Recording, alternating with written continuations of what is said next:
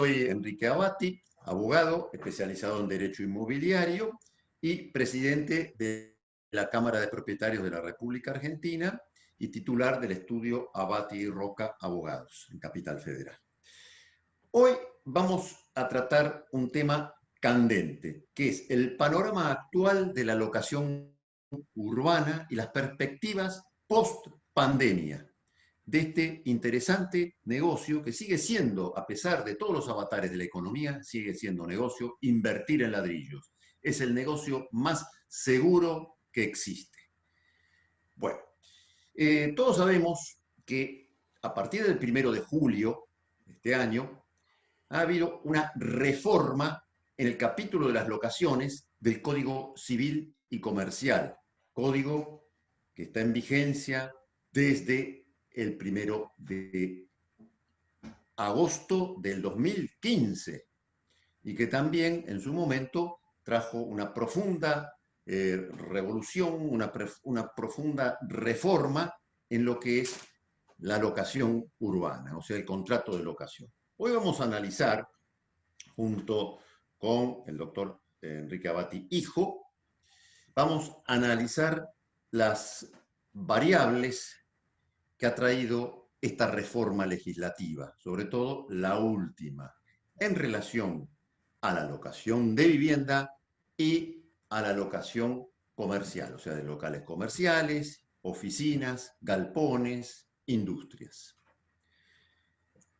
El panorama actual, si bien estamos un poquito sacudidos con los avatares de la pandemia, por supuesto, la influencia de la pandemia sobre la economía y también con los ajustes y desajustes de la economía y de la construcción de la economía. Esto ha traído algunas dudas en los negocios, pero adelantamos que el ladrillo sigue siendo siempre la mejor inversión, o sea, la inversión más segura. Ahora bien, desde el 1 de julio de este año, entró en vigencia la ley 27.551. Esta ley reformó 10 de los 39 artículos del capítulo de las locaciones del Código Civil y Comercial y le incorporó 2 artículos más, con la denominación de bis. Nosotros vamos a analizar los factores, digamos, que atañen a la inversión, a la seguridad jurídica y a evitar el riesgo. Y eso traducido en la redacción de los contratos, porque es muy importante redactar correctamente un contrato. ¿Por qué? Porque ese es el futuro de la relación entre locador y locatario. Y un contrato mal redactado trae conflicto entre las partes. Entonces, vemos. En primer lugar, tenemos que hay la locación con destino habitacional. Esta reforma, esta ley 27.551, trajo una gran reforma en materia de locación de vivienda, que después la vamos a analizar. Esto es la introducción al tema. Y también aspectos muy interesantes en la locación comercial de oficina y galpones, que eso lo va a explicar mi hijo. Ahora yo le doy la palabra a él para que haga la introducción a este tema y después sí vamos a desarrollar artículo por artículo. Al cabo de una hora nos van a soportar una hora. Bueno, ¿cómo andan? Mi nombre es Enrique Abati, soy abogado, especialista en Derecho de la Empresa y Derecho Inmobiliario. Bueno, como les adelantó Enrique, con la reforma que hubo a partir del que entró en vigencia a partir del 1 de julio de este año, que es la ley 27.551, hubo varios cambios. Los principales son, y que bueno, los que más impactan en las locaciones son la actualización de los precios, ¿sí? A modo de adelanto vamos a decir que, bueno, en vivienda únicamente se pueden actualizar de acuerdo a un índice que nos propone la ley y únicamente pueden ser actualizados una vez al año. Y en restantes destinos pueden ser actualizados de la misma manera que lo veníamos haciendo hasta ahora, con el agregado que también se pueden utilizar índices, ¿sí? Ya sea el índice que propone esta ley que acabo de mencionar o el índice que pacten las partes. Bueno, otra de las principales reformas que trajo esta ley es el aumento del plazo locativo mínimo. Recuerden que con el código de Vélez, antes del 2015, teníamos dos plazos de locación que era de 2 años hablo de plazos mínimos, 2 años para vivienda y 3 años para restantes destinos. En este caso, bueno, luego se sancionó el Código Civil y Comercial y unificó el plazo mínimo de 2 años para cualquier destino. Ahora ese plazo mínimo se elevó a 3 años. Yo acá no veo nada para criticar, no, me parece que está bien. Después tenemos otra de las reformas que introdujo y que más impactaron en locaciones es la cuestión del pago de las expensas de los gastos extraordinarios que tienen que estar a cargo del locador. También consideramos que es algo lógico, pero bueno, faltaba legislar y acá se introdujo. También se introdujeron, y esto es muy importante, límites a las exigencias de las garantías. Esto es algo que trae algunos coletazos, sobre todo para el inquilino. Luego tenemos también como importantes reformas son la declaración de los contratos en AFIP, es algo que también hizo mucho ruido. Otra cuestión que, si bien no hizo tanto ruido, pero es muy importante, es la mediación obligatoria para los casos de desalojo y todas las cuestiones relacionadas con la locación. Esto va a traer importantes demoras. También se introdujo como una novedad el domicilio electrónico, para que esto en realidad se puede utilizar para cualquier contrato, cualquier relación contractual, no es privativo de las relaciones locativas. Es importante aclarar que no es obligatorio el empleo de medios electrónicos para notificación. Es algo optativo por parte que pueden elegir las partes, ya sea utilizando los medios electrónicos o siguiendo las vías de comunicación habituales, que era carta-documento. Bueno, otro de las reformas que trajo esta ley fue la responsabilidad del locador por cualquier hecho no imputable al locatario. Es decir, acá el locatario puede rescindir el contrato por un hecho que no le sea imputable. Antes se hablaba de fuerza mayor y caso fortuito, en este caso ya no se mencionan más. Y bueno, también otra introducción muy importante es la posibilidad del locatario de compensar o retener por gastos efectuados en el inmueble, lo que pone en riesgo al locador, porque es plausible de ciertas ventajas que pueda llegar a tomar el locatario en detrimento del locador. Por eso siempre es importante una buena redacción de los contratos, y para limitar un poco la facultad de acción del locatario y no dejar en desventaja al locador. Enrique. Bueno, vamos a analizar, en primer lugar, qué reforma profunda hubo en la parte de la locación de vivienda. Está prohibido el pago de alquileres anticipados por periodo mayor a un mes. Esto antes era así, pero bueno, esto se reafirmó con la reforma. Entonces, hay unas cuestiones que son a veces clásicas, que viene un inquilino y dice, bueno, mire, yo quiero pagar por adelantado varios meses y si me hace una rebaja. Bueno, en ese caso, la ley no lo dice, pero la jurisprudencia, ya desde hace mucho tiempo, ha admitido eso. O sea que si un inquilino quiere pagar en vivienda, ¿no? En los restantes destinos, la locación comercial, no hay ningún problema que el inquilino pague un año por adelantado, la totalidad del contrato por adelantado, en una oficina, un galpón, lo que fuere.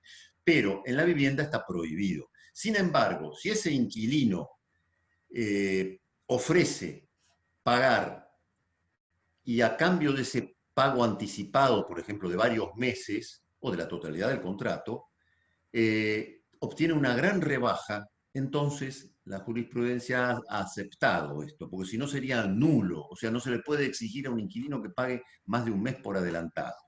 Bueno, esto entonces es factible si hay una rebaja, pero hay que dejarlo constancia en el contrato.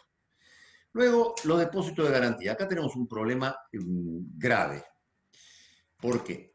Porque cualquiera sea la duración del contrato, recordemos como dijo Enrique recién que el plazo mínimo locativo es de 3 años. Sin embargo, cuando lo normal era, hasta antes de esta reforma, era que era un mes por año, o sea, el depósito de garantía era el equivalente generalmente al primer mes del alquiler, pero por año.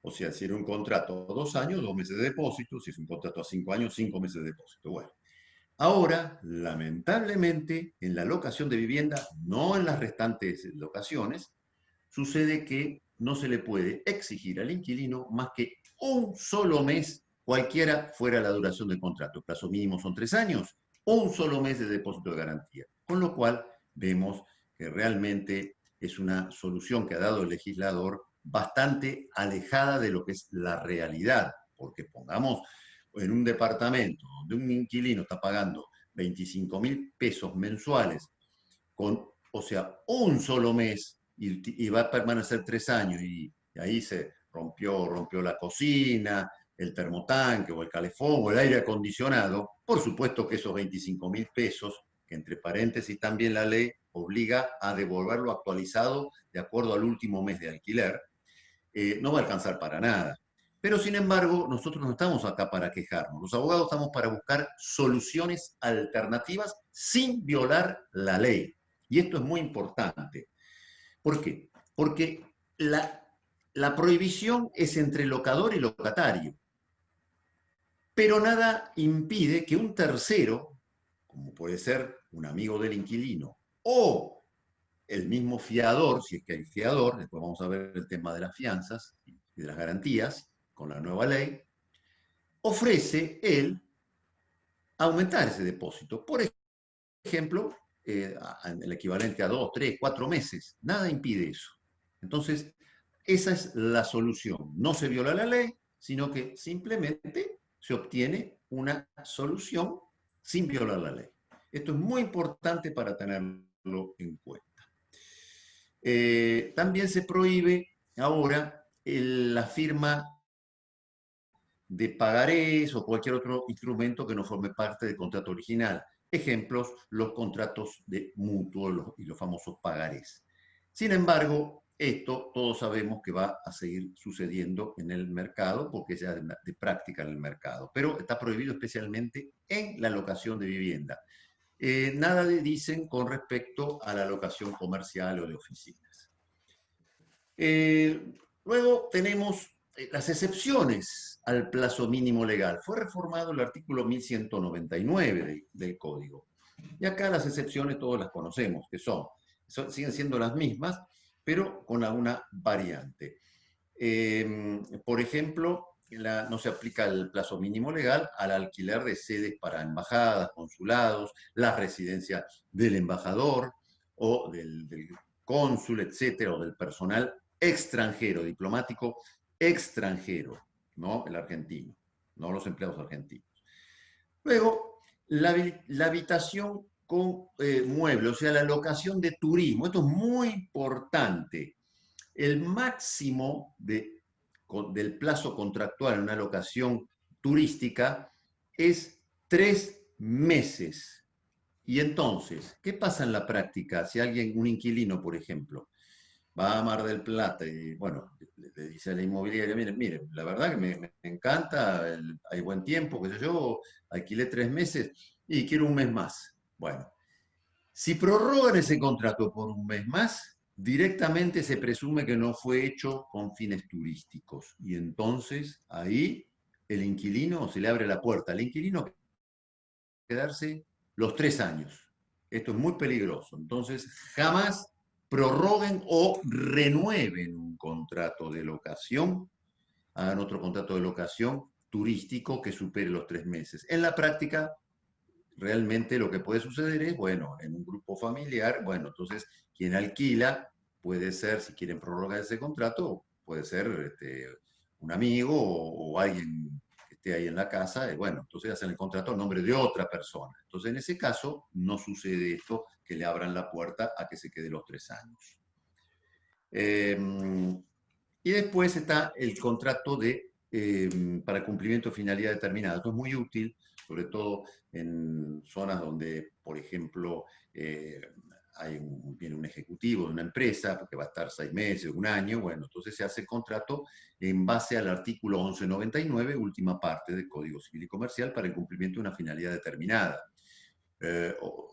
Por ejemplo, un estudiante que quiere hacer un posgrado o estudia durante un año lectivo. No le podemos hacer un contrato de 3 meses, hay que hacerle un contrato de cumplimiento de finalidad determinada. También esto es aplicable a la locación, si bien no lo dice el código ni la ley, es aplicable a la locación comercial. Nada impide alquilar un local, y de hecho sucede, por ejemplo, en Villa Gesell, durante la temporada de verano, para un café, por ejemplo, un bar, o en Bariloche para vender elementos de esquí durante la temporada invernal, o vender chocolates, etc. Estos son los casos de cumplimiento de finalidad determinada.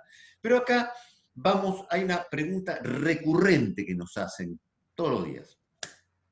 Es el tema de qué sucede con los contratos en curso de ejecución firmados antes del 1 de julio de este año, cuando comenzó la vigencia de la ley 27.551. Bueno, a esos contratos se les sigue aplicando la ley anterior, o sea, el Código Civil y Comercial, sin la reforma de esta ley. Y es muy interesante también, si un contrato, por ejemplo, está por vencer o vence ahora, futuro, ¿qué hacemos? ¿Qué conviene hacer? ¿Prorrogar o renovar? Bueno, hay una diferencia abismal entre prorrogar y renovar. Renovar es una innovación de la obligación, es un nuevo contrato, se parte de cero, aunque las partes sean las mismas. Entonces, o sea el mismo inquilino y sea el mismo locador. Entonces, acá lo que conviene a veces es no renovar, sino prorrogar. ¿Por qué? Porque si renovamos, ya de entrada, plazo mínimo 3 años. Depósito de garantía, un solo mes, cualquiera fuera la duración del contrato, etc. Entonces, por ahí lo que conviene es prorrogar. ¿Y prorrogar qué es? Es prolongar en el tiempo un contrato. Y ahí no hay ningún inconveniente. De hecho, también han sido prorrogados por voluntad del Poder Ejecutivo los contratos alcanzados por el decreto de necesidad de urgencia 320, que ese a su vez fue prorrogado por ese decreto vencía el 30 de septiembre de este año, pero fue prorrogado por otro decreto, el 766, hasta el 31 de enero del 2021. Entonces, todos esos contratos quedaron prorrogados automáticamente. Atención con eso. Pero a futuro, un contrato que fue suscrito, por ejemplo, en el 2019 por 3 años, 4 años, entonces sigue vigente, pero a veces se le sigue aplicando la ley anterior. Y ya que estamos en el decreto 320 y el decreto 766, el inquilino con estos decretos tiene que solamente están abarcados los contratos de vivienda. Ahí no importa el monto, así sea un inquilino de un monoambiente de 15.000 pesos o una mansión de 500 metros cubiertos donde paga el inquilino 300.000 pesos mensuales o 400.000 pesos mensuales. Está todo alcanzado por eso. Esto me parece bastante injusto, pero de todos modos es así.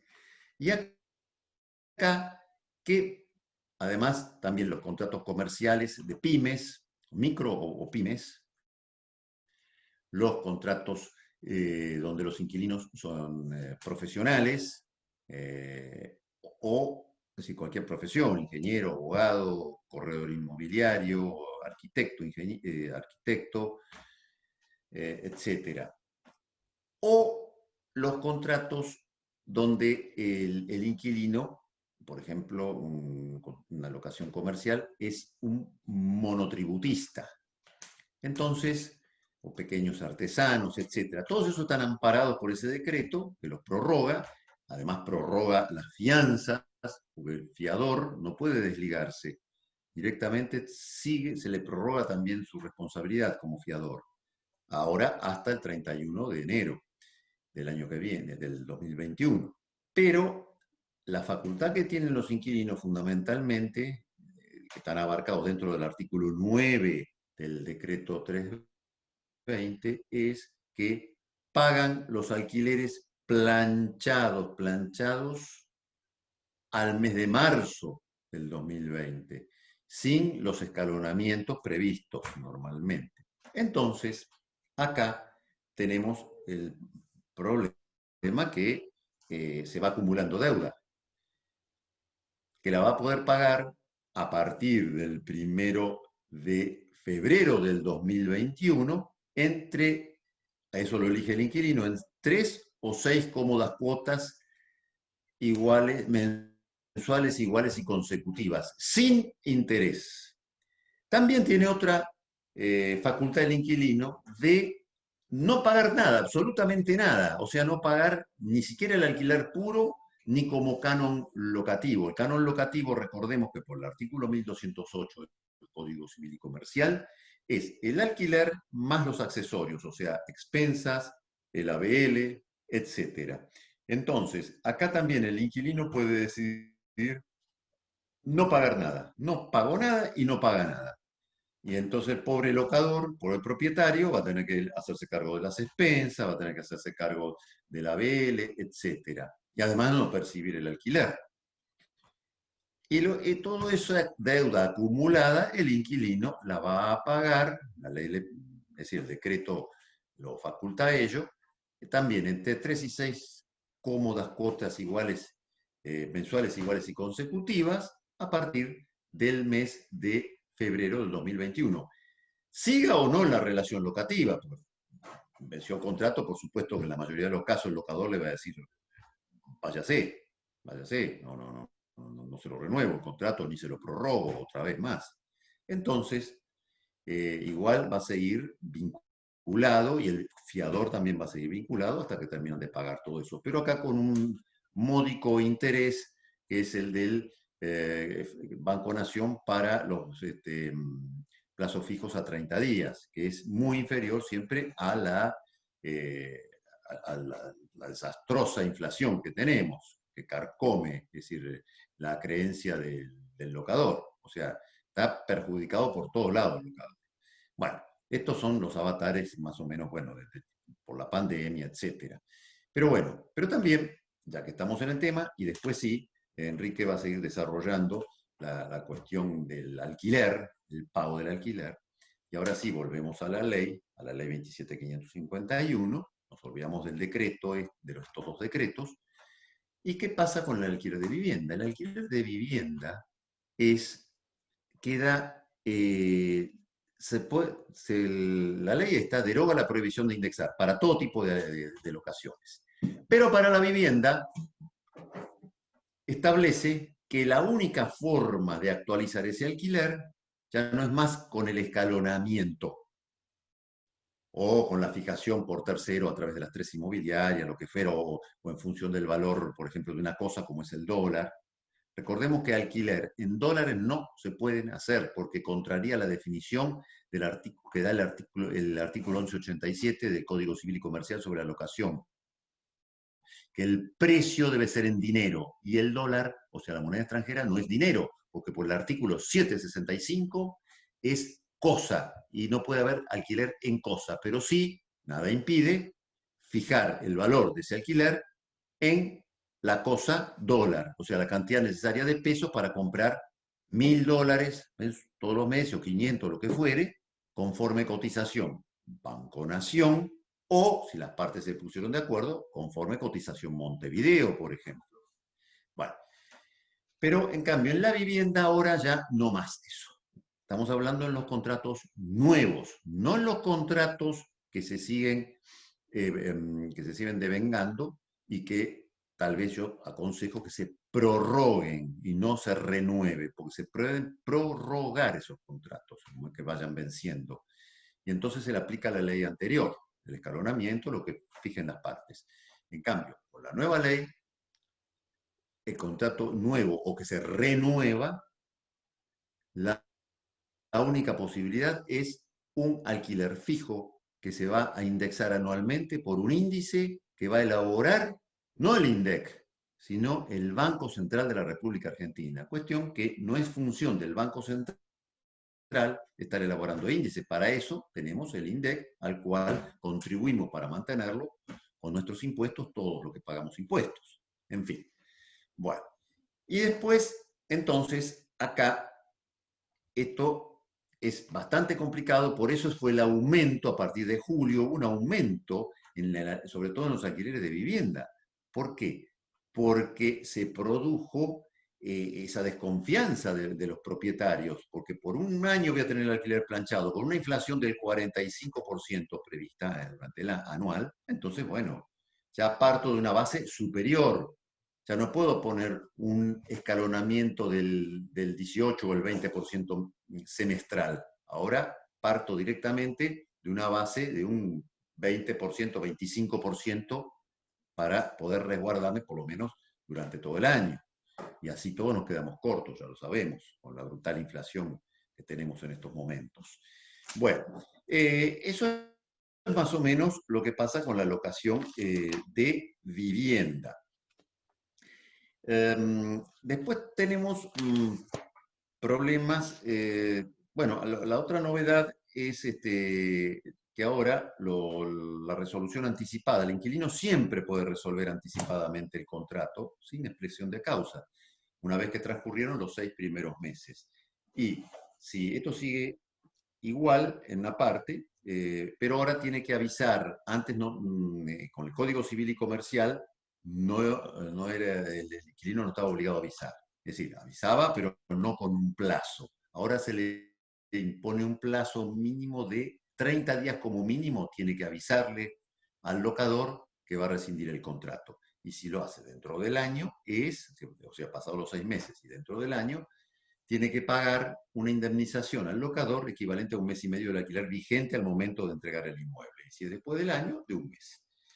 Bueno. Ahora, si avisa con 3 meses de anticipación, esta es la novedad, dice el inquilino, bueno, avisa con 3 meses de anticipación, no paga ninguna indemnización, pero esto es solamente para la vivienda, no para la locación comercial. O sea, él avisa, pasados los 6 meses, dice, pero con 3 meses de anticipación me voy, entonces no paga ningún tipo de indemnización. Después también, acá a esta ley le agregaron un artículo 1221 bis, que es la renovación del contrato. Que dice, no habla de prórroga, fíjense, en los contratos de inmuebles para vivienda también, vivienda. Dentro de los 3 últimos meses de vigencia del contrato, cualquiera de las partes puede convocar a la otra, notificándola fehacientemente, obviamente con una carta de documento, para acordar los términos de renovación del contrato. No dice prórroga, renovación. Nosotros entendemos que quien puede lo más, puede lo menos. Quien puede renovar, puede prorrogar, obviamente. Y acá se deben reunir y discutir los términos para la renovación del contrato y tienen 15 días para eso. En caso de silencio, bueno, el locatario puede, es decir, en silencio del propietario, del locador, el locatario puede resolver el contrato de manera anticipada sin pagar indemnización. Bueno, estas son algunas de las cuestiones. Después hay cuestiones bastante complicadas con relación a, que ya lo adelantó Enrique, y ahora él lo va a explicar con mayor profundidad, el artículo 1203 y el 1204 bis. Pero acá hay algo que es muy importante, que se refiere a las reparaciones y las facultades que tiene el inquilino de poder retener del alquiler lo que ha gastado en reparaciones. Por eso es muy importante. Estas son cuestiones, algunas son de orden público y otras no. Orden público significa que las partes no lo pueden cambiar, pero otras no son de orden público y se pueden cambiar. Por eso aconsejamos nosotros en los contratos redactarlos adecuadamente y poder llegar a acuerdos donde hay ciertas, morigerar un poco esas facultades excesivas que tienen los inquilinos, que algunos inquilinos se están abusando de eso.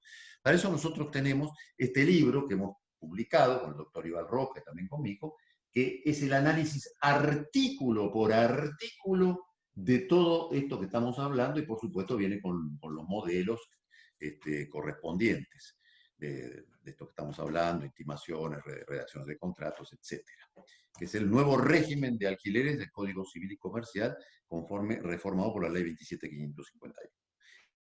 Y ahora sí viene el tema de las garantías, que acá el legislador ha sido muy poco feliz en su redacción y en la locación de vivienda, reitero, yo estoy hablando de vivienda, todo lo que sea locación comercial, de oficina, lo va a desarrollar Enrique Hijo.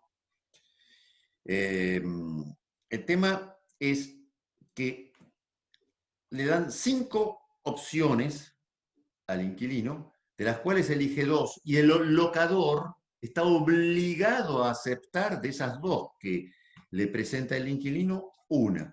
Está obligado, obligado a aceptarlo. Bueno, esto es bastante complicado, pero para la vivienda únicamente. ¿Y qué dice? Que en las locaciones de vivienda, en caso de requerirse una garantía al futuro inquilino, el locatario entonces debe proponer al locador al menos 2 posibilidades dentro de las 5 que tiene. ¿Las 5 qué son? Título de propiedad inmueble. Acá la ley está pésimamente redactada, porque no sabemos qué hace el locador con el título de propiedad del inmueble del inquilino. Se lo guarda bajo el brazo, anota una inhibición, que sería lo lógico en el registro de la propiedad inmueble, pero esto no está reglamentado todavía. Lo lógico sería que se habiliten los registros de propiedad inmueble, que son jurisdiccionales, cada provincia tiene su registro de propiedad inmueble, una inhibición sobre ese bien, porque es una garantía. La segunda garantía que puede ofrecer un inquilino es el aval bancario, que es bastante caro, va a ser difícil, sobre todo esto se va a emplear, estamos hablando de vivienda, en locaciones ya de cierta importancia, pero no en un monoambiente. Seguro de caución. El tema de los seguros de caución es que muchos abarcan una cifra determinada, un monto determinado, mejor dicho, pero no, por ejemplo, los daños y perjuicios que puede ocasionar, los destrozos que puede hacer un inquilino en el inmueble, eso no, solamente los alquileres. Incluso algunos ni siquiera las multas o los intereses moratorios o punitorios. Ojo con eso. Luego las garantías de fianza y empresas de garantías de fianza, que algunas también limitan el monto, otras no, otras abarcan la totalidad del contrato, hasta el desalojo. Después sigue, pero ninguna los daños que ocasiona el inquilino en el inmueble. Otro es el fiador solidario, bueno, lo de siempre, ya sabemos, de persona humana, de carne y hueso, el fiador. Pero también el fiador puede limitar su garantía, ahora vamos a ver por qué, puede limitar a un monto determinado, puede decir, no, yo afianzo hasta 3 alquileres, 5 alquileres y nada más. Y la ley se lo permite. Después tenemos la garantía personal del locatario. Bueno, esto parece un chiste de mal gusto, porque cualquier locatario es responsable con todo su patrimonio, Pero acá, bueno, lo pusieron acá como nuestros legisladores, evidentemente con bastante desconocimiento de la ley y de lo que es la realidad del mercado. Bueno, dicen, bueno, garantía personal del locatario, que lo puede probar con el recibo del sueldo o un certificado de ingresos suscrito por el contador público, ¿no es cierto? Bueno, ahora lo grave de esto, que es el artículo 13 de la ley 27.551, que es que el locador no puede pedirle al inquilino, al futuro inquilino, una garantía que supere el equivalente a 5 veces el valor del alquiler, el valor mensual del alquiler. Supongamos un alquiler de 20.000 pesos, entonces el locador no podría pedirle al inquilino que un inmueble, por ejemplo, si la garantía es un inmueble, que valga más de 100.000 pesos. Es una locura eso. O un seguro de caución no mayor a 100.000 pesos o una fianza no mayor a 100.000 pesos. Ahí lo que le da la oportunidad, por ejemplo, al fiador personal, es decir, persona humana, es decir, bueno, yo afianzo hasta 5 alquileres, hasta 20.000 pesos, 30.000 pesos, bueno, hasta 150.000 pesos. Eso es una locura realmente. Pero acá el contrasentido se da con la última opción que tiene el inquilino. De todo esto, el locador debe elegir una. Y está obligado, es de orden público. Es el tema de la garantía personal. O sea que ahí en este caso tiene que, serían 10 sueldos.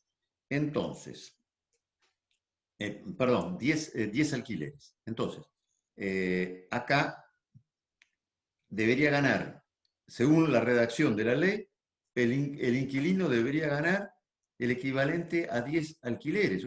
Otra locura también, porque ¿qué inquilino? Supongamos un alquiler estándar de 30.000 pesos mensuales, una vivienda, siempre recordamos que es vivienda, no los restantes destinos. 300.000 pesos por mes. Si ustedes piensan que un inquilino, una persona que gana 300.000 pesos por mes va a ir a alquilar algo de 30.000, no, normalmente alquilaría algo de 60, 70.000 pesos. Pero si quiere alquilar algo de 60.000, tendría que ganar 600.000. Digamos, es un círculo vicioso. O sea, está tan mal redactado esto que realmente se vuelve en contra de los inquilinos. Pero hay soluciones para todo. Para todo siempre hay solución para resguardar la inversión del locador, que entendemos que en estos momentos la rentabilidad es bastante baja, momentáneamente, ¿no? Es bastante baja, estamos hablando de un 2% anual, pero, reitero, la mejor inversión siempre es el ladrillo, porque hay que mirar a futuro, a futuro. Lo que le faltó a esta ley, y nosotros a través de la Cámara de Propietarios lo hemos estado impulsando, y sin embargo los legisladores hicieron oídos sordos, es haber incluido un capítulo en la ley de incentivos tributarios, de desgravación impositiva para quienes inviertan en construir viviendas para alquilar por un plazo de 10 años. O sea, ningún tipo de impuestos, ni ganancias, ni ingresos brutos, etcétera, etcétera, disminución del IVA en los materiales, etcétera, etcétera, durante 10 años. Pero el locador, el propietario, mejor dicho, sí, estaría obligado a alquilar durante 10 años para vivienda. Pero esto hubiera reactivado la industria de la construcción, que es la industria madre de todas las industrias en el mercado interno de la Argentina, por la multiplicación de actividades que representa, la cantidad de gremios que trabajan con la construcción. Nosotros sabemos muy bien eso, sobre todo hay ciudades donde, como tenemos, mi hijo Enrique está a cargo de la sucursal del estudio en Mar del Plata, donde todos sabemos que en Mar del Plata la industria de la construcción tiene una preponderancia impresionante y el desarrollo que ha realizado, bueno, en Mar del Plata. Nosotros eso lo hacemos a través de los asesoramientos que se hacen allá, pero bueno, lamentablemente esto hubiera volcado al mercado, no se ha hecho, y hubiera volcado en un plazo de 2, 3 años, volcado muchas viviendas al mercado para tratar de disminuir el déficit habitacional crónico de 3,5 millones de viviendas, más o menos, que tenemos. Pero, lamentablemente, nuestros legisladores No han escuchado. Y esto hubiera sido una oportunidad única para incentivar y desarrollar la construcción y el mercado inmobiliario, por supuesto. Ahora sí, va a hablar Enrique, les va a explicar estas cuestiones y sobre todo cómo se fija un alquiler comercial ahora, un alquiler de vivienda, y después los vericuetos ahora para iniciar un juicio que con esta reforma han ralentizado todos los juicios de desalojo, porque ahora antes no era obligatoria la mediación previa. Es decir, lo explico yo ya que estamos. Ahora, con esta nueva ley, hay que ir a mediación antes de iniciar un juicio de desalojo por falta de pago, vencimiento del contrato, todas esas cuestiones. Cuestión que es inútil. ¿Qué vamos a discutir en una mediación si el inquilino no paga los alquileres y no los quiere pagar o no se quiere ir del inmueble con el contrato vencido? Bueno, esto nos insume más o menos, vamos a perder mínimamente 4 meses más en un juicio. Y además, el tema de la AFIP, porque todos los contratos, no solamente los nuevos, sino los viejos contratos también, los que están en curso de ejecución, hay que inscribirlos en la AFIP, se hace vía web. Bueno, hay que inscribirlos en la AFIP. Pero además, el juez, si sorteamos ya el tema pasamos la mediación y llegamos ya al juzgado con la demanda, el juez está obligado, y esto es de orden público, está obligado, esto es disparatado, a citar a la AFIP. ¿Para qué? Si el contrato está inscripto, ¿para qué? Ahora, si no está inscrita, bueno, aplicará las multas que correspondan, etcétera. Pero que esté inscrito o no, el juez tiene que citar a la FIP. No dice cuánto tiempo tiene el juez para hacerlo, no dice quién lo hace, si es el juzgado o es la parte actora, o sea, el locador. No dice cuánto tiempo tiene la AFIP para presentarse y qué es lo que va a hacer en el juicio. O sea, esta ley es un verdadero disparate, como está redactada. Pero siempre estamos nosotros los abogados para buscar las soluciones. Ahora sí, le doy la palabra a Enrique. Bueno, habíamos adelantado un poquito que esta reforma legislativa trajo también mayor responsabilidad en el locador, cuando se puso en su cabeza que hubo reformas en el artículo 1201 y 1203, donde dice que el locador debe conservar, algo lógico, ¿no? Que debe conservar la cosa en el estado para servir al uso y goce convenido, ¿sí? Pero ahora se le agregó un plus que es por cualquier deterioro ocasionado o defecto ocasionado por una causa no imputable al locatario. Es decir, amplía el espectro muchísimo más.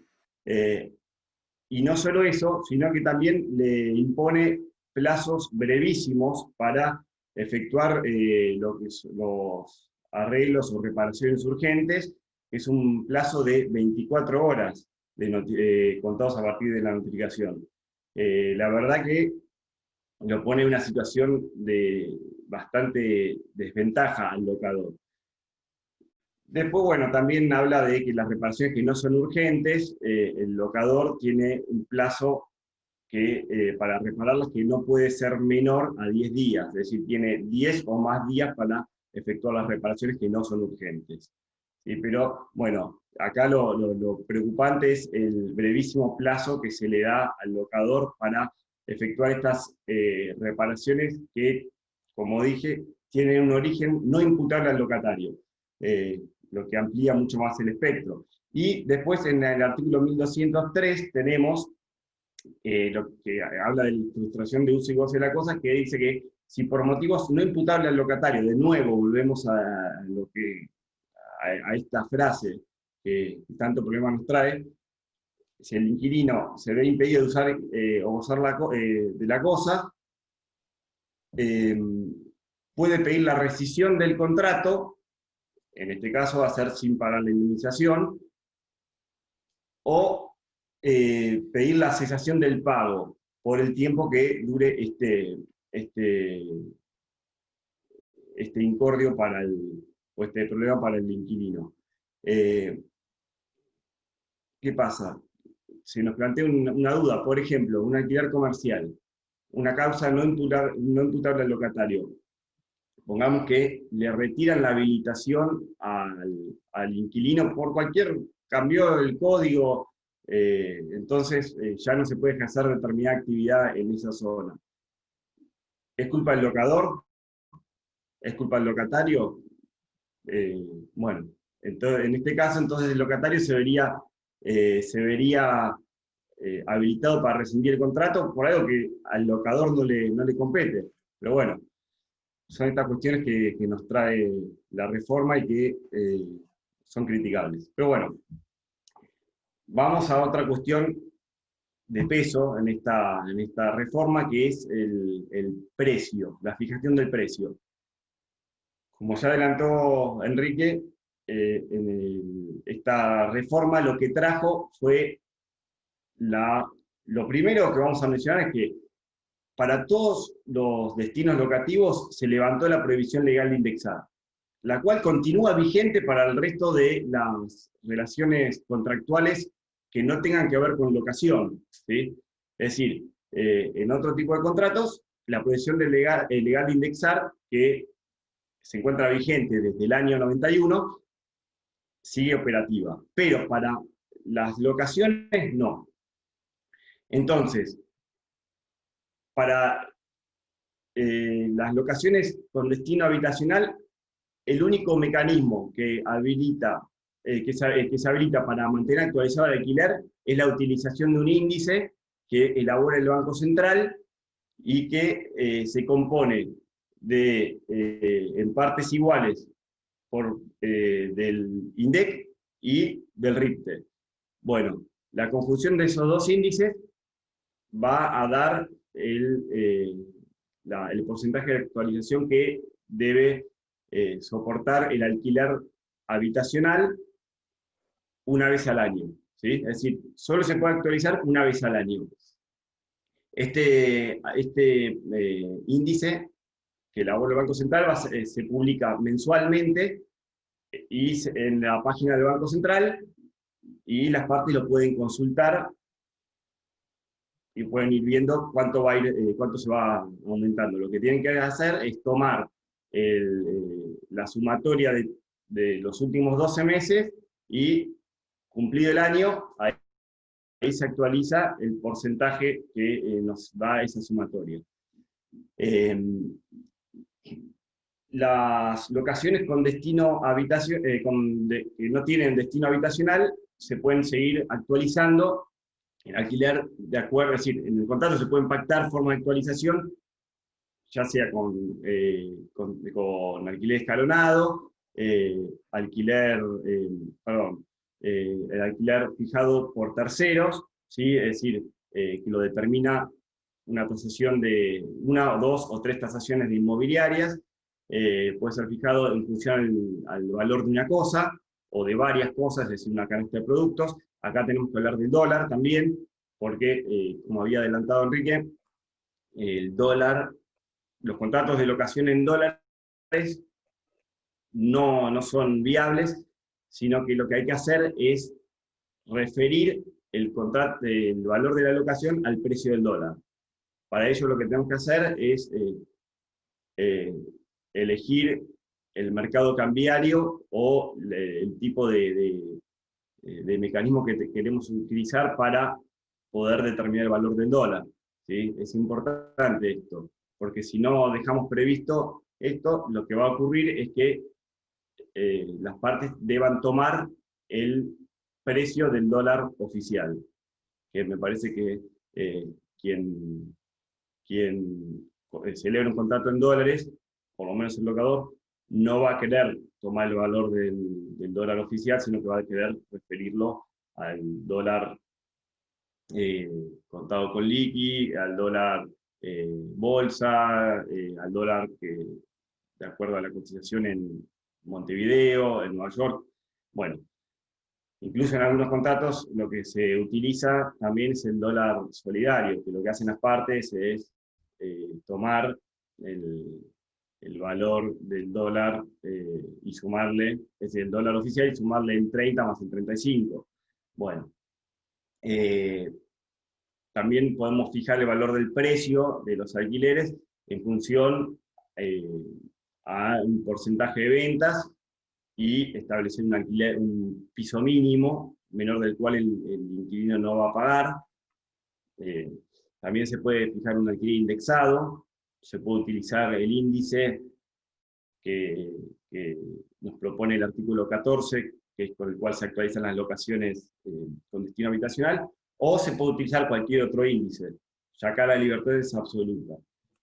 Es muy importante la redacción de estas cláusulas a los efectos de mantener una relación locativa sana.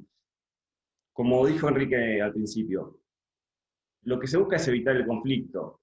Una relación locativa en la cual las partes comienzan con disputas no le sirve a nadie. Hay que desarraigar esa idea que se puso que el locador quiere chuparle la sangre al inquilino y cobrar lo más que se pueda. Al locador le sirve, básicamente le sirve tener el inmueble ocupado. No le sirve un espacio ocioso, porque por algo tiene el inmueble, es decir, si no tendría que estar solventando todos los gastos que le genera y no es negocio para él.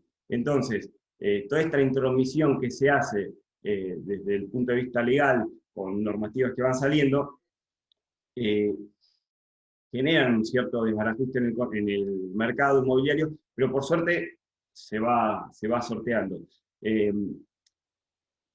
Hay algo que nos llama la atención, por ejemplo, sin perjuicio de todos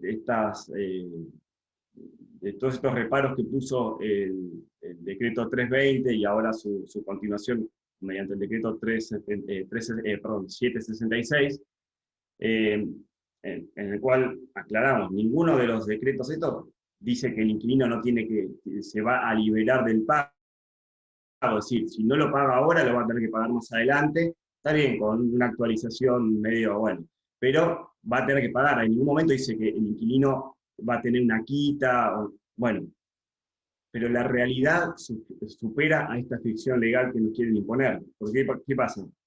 Los locadores muchas veces se sientan con el inquilino y dicen, ¿qué pasa? ¿No puedes pagar? Bueno, arreglemos, hacemos una quita. El locador no es una persona irracional que no quiere, que quiere que el inquilino solo pague y nada más. El locador, como dije, le interesa que el inquilino esté en tenencia del inmueble, lo mantenga y cumpla con sus obligaciones. Y si se le complica, y más en circunstancias tan lógicas como las que nos ocurre ahora, bueno, siempre llega a un acuerdo. Por eso es que la realidad supera a esta ficción legal que nos imponen. No sé si No, Enrique, si no, yo quieres creo agregar algo que más. esto vamos a concluir con lo siguiente. A pesar de esta legislación que es bastante negativa, sobre todo que no se ha incluido, como habíamos aconsejado nosotros, el capítulo de la desgravación impositiva para crear incentivos, es decir, para la industria de la construcción, o sea, para quien construya inmuebles destinados a alquilar, y que con eso se solucionaría, me refiero a la vivienda, el déficit, gran parte del déficit de la vivienda. Sin embargo, hemos dado con este panorama, más o menos, actual de la locación urbana y las perspectivas post-pandemia, porque ¿qué va a venir después de la pandemia? Lo que tenemos que sostener siempre, y esa rajatabla, esto, que la mejor inversión es el ladrillo y va a seguir siendo el ladrillo, pues algo tangible que lo tenemos.